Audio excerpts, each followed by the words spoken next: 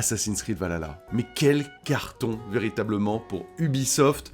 En effet, eh bien, Ubi, l'éditeur français, a communiqué. Le titre est tout simplement la meilleure vente sur la première semaine pour l'ensemble de la série des Assassin's Creed.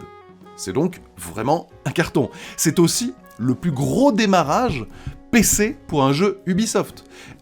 On peut souligner en cela que ce soit via le Ubisoft Store ou l'Epic Game Store, c'est là où Ubi se fait les meilleures marges. C'est comme le démat, mais quand ça passe directement par sa boutique, c'est encore mieux. Donc si c'est en plus le meilleur démarrage, autant vous dire qu'ils sont contents. Alors je soulignerai quand même, pour expliquer un petit peu ce record, que Assassin's Creed est rarement sorti sur autant de plateformes à la fois, puisqu'il y a toutes les machines actuelles, les PS4, les Xbox One, le PC, etc., mais il y a aussi les consoles next-gen, Xbox Series, PS5, du moins aux États-Unis que ça, mais là ça va arriver en Europe, et je pense qu'il y a beaucoup de gens qui veulent voir un petit peu sur leur nouvelle console, comme il n'y a pas encore énormément d'exclus, etc., ce que ça peut donner.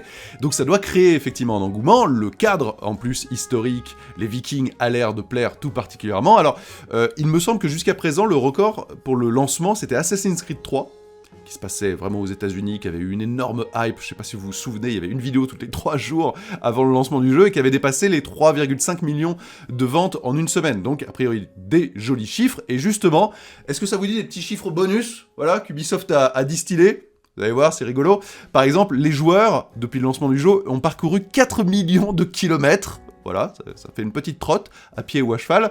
55 millions de bâtiments ont été construits dans la colonie, comme ce genre de bâtisse. Bref, eh bien le jeu connaît un très bon démarrage. Eh bien tant mieux, vous avez mon test sur la chaîne. Il a, je vous l'avais dit, d'immense qualité, et aussi des choses où je trouve que, pour le prochain épisode, il serait bon de rafraîchir un peu les choses pour continuer comme cela, eh bien, à tirer la série, qui est clairement la pépite d'Ubisoft en termes commercial, vers le haut en termes ludiques.